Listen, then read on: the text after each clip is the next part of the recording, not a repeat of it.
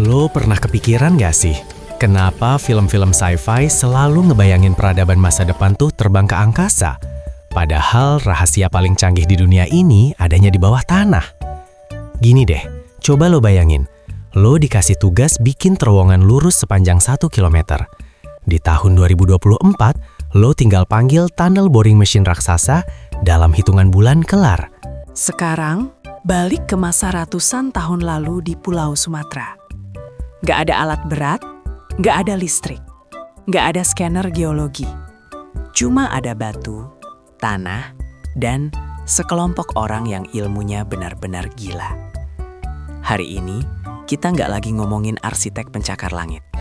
Kita mau bongkar rahasia para arsitek tak terlihat dari Sumatera. Mereka ini adalah para maestro yang berhasil bikin jaringan terowongan bawah tanah, jalur air canggih, bahkan lubang tambang yang kedalamannya bisa nyaingin gedung 30 lantai.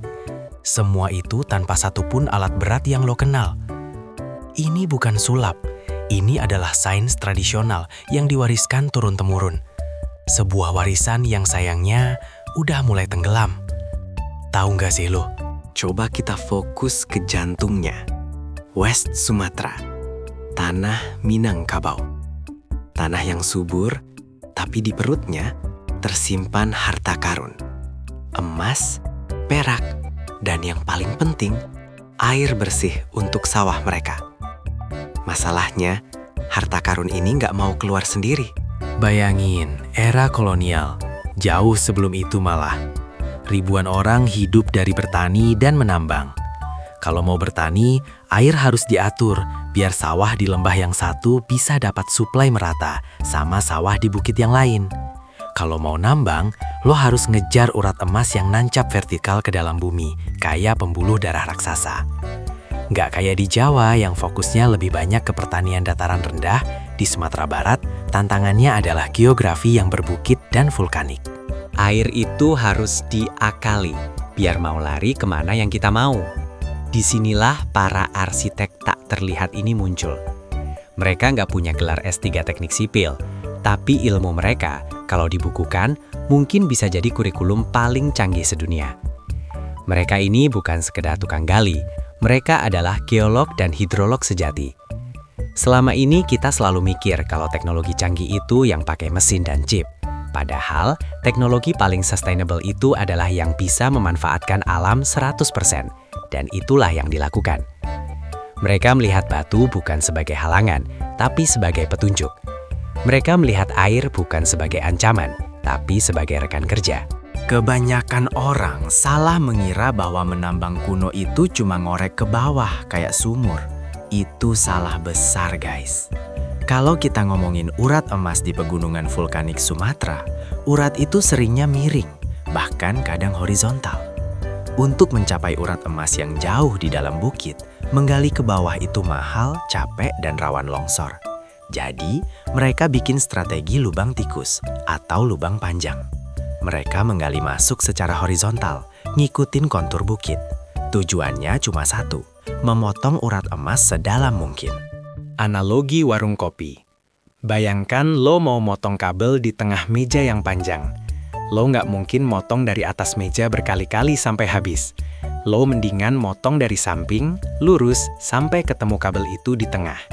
Nah, lubang tambang di Sumatera Barat, khususnya di daerah Solok atau Sijunjung, itu kayak motong dari samping.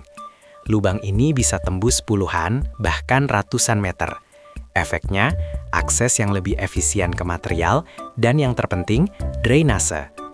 Air yang masuk ke terowongan otomatis akan mengalir keluar karena mereka mendesain lantainya sedikit miring ke arah mulut lubang. Ini jenius. Mereka membiarkan gravitasi bekerja sebagai pompa air alami. Mitos yang harus kita lurusin sekarang. Banyak orang mikir mereka cuma modal ganco atau linggis buat mecahin batu sekeras granit. Hello, coba aja lo tes sendiri. Tangan lo bakal rontok duluan sebelum batunya retak. Teknik canggih yang mereka pakai namanya fire setting, atau dalam bahasa kita, pembakaran batu. Ini fisika murni, guys. Kalau lo pernah belajar, benda padat memuai saat dipanaskan dan menyusut saat didinginkan. Pemanasan ekstrim. Di bagian terowongan yang mentok ketemu batu super keras, para penambang akan menumpuk kayu bakar dalam jumlah besar, bahkan bisa berhari-hari, tepat di dinding batu itu, lalu dibakar sampai suhunya naik drastis. Bayangin, dinding batu itu merah membara. Pendinginan mendadak. Setelah dinding batu itu panas maksimal, mereka nggak nungguin batunya dingin sendiri. Mereka langsung menyiramnya dengan air dingin dalam jumlah besar. Hasilnya, perubahan suhu yang super cepat ini menyebabkan tegangan internal di batuan. Permukaan batu yang tiba-tiba dingin menyusut, sementara bagian dalamnya masih memuai. Krak! Batunya retak, pecah-pecah, dan rapuh. Setelah itu, barulah alat pahat tradisional mereka bekerja membuang pecahan-pecahan batu yang sudah lemah. Teknik ini sangat berbahaya, tapi sangat efektif. Hanya butuh beberapa kali siklus pemanasan pendinginan untuk menembus batuan yang seharusnya butuh dinamit di era modern. Ini adalah rekayasa thermal kuno yang luar biasa. Ini dia bagian yang paling mind-blowing. Plot twist teknis yang sering kita lupakan. Lo bisa aja mecahin batu sampai ratusan meter ke dalam. Tapi kalau nggak ada oksigen, lo sama aja bunuh diri. Bagaimana caranya mereka memastikan ventilasi udara segar di terowongan yang panjangnya bisa lebih dari 200 meter, sempit dan berkelok-kelok? Mereka nggak punya kipas angin, apalagi blower. Jawabannya, memanfaatkan angin dan suhu alami. Para arsitek tak terlihat ini sangat memahami prinsip konveksi dan tekanan udara. Setiap terowongan tambang atau bandar dirancang dengan 2 atau lebih lubang akses. Satu di pintu masuk utama, dan yang kedua, yang seringkali nggak terlihat, adalah lubang angin atau lubang intip yang digali ke permukaan, atau bahkan bertemu dengan terowongan lain di level yang berbeda. Udara panas dan CO2 dari pernafasan dan obor lo akan naik. Udara panas ini akan mencari jalan keluar melalui lubang angin yang lebih tinggi, menciptakan zona tekanan rendah. Ketika udara panas keluar, ia menarik udara dingin dan segar dari mulut terowongan utama. Ini menciptakan sirkulasi alami, seperti cerobong asap raksasa, yang bekerja 24 jam sehari tanpa mesin. Kita terlalu fokus ke tambang, padahal jaringan bawah tanah paling vital di Sumatera adalah untuk air. Di Minangkabau, sistem irigasi kuno yang dikenal sebagai bandar atau lubang air ini adalah mahakarya rekayasa sipil. Bandar adalah jaringan saluran air yang sebagian besar ditanam di bawah tanah, dibangun untuk mengalirkan air dari sumber mata air di perbukitan ke sawah-sawah di dataran rendah. Untuk membuat bandar sepanjang puluhan kilometer ini, dibutuhkan presisi kemiringan yang hampir mustahil tanpa alat ukur modern. Bagaimana mereka melakukannya? Mereka menggunakan teknik yang dikenal sebagai leveling air tradisional. Cuma pakai tabung bambu atau paralon kayu yang diisi air dan ditaruh di beberapa titik. Air di dalam tabung selalu rata, dan itu menjadi patokan mereka untuk menjaga kemiringan yang seragam. Ini membuktikan bahwa presisi nggak selalu butuh komputer, kadang cuma butuh air dan bambu. Fakta mengejutkan dan pelajaran terakhir dari para arsitek tak terlihat ini adalah mereka menggunakan suara sebagai alat ukur keamanan. Sebelum mereka menyingkirkan tanah atau batu di bagian tertentu, mereka akan mengetuk dinding terowongan dengan alat pahat atau palu kayu. Kalau suara ketukannya padat dan berat, itu artinya batuannya solid dan aman. Kalau suaranya berongga, kayak lo ngetuk kaleng kosong, itu adalah alarm bahaya. Mereka literally mempertaruhkan nyawa mereka pada feeling dan pendengaran mereka terhadap bumi. Jadi, tahu nggak sih lo, selama ini kita bangga sama beton dan baja.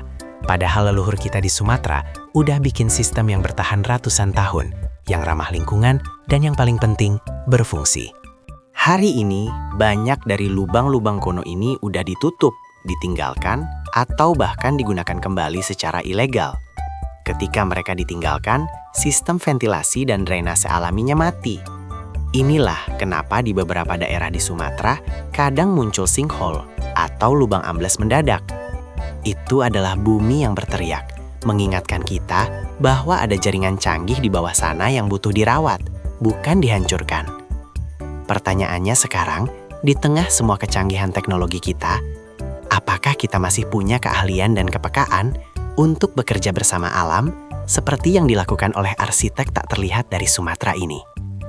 Coba deh lo komen di bawah. Menurut lo, teknik kuno apa lagi dari Indonesia yang lebih canggih dari yang kita kira? Jangan lupa like video ini dan subscribe ke channel Tahu Nggak Sih Lu, biar kita bisa terus bongkar rahasia-rahasia mind-blowing lainnya. Sampai jumpa di video selanjutnya.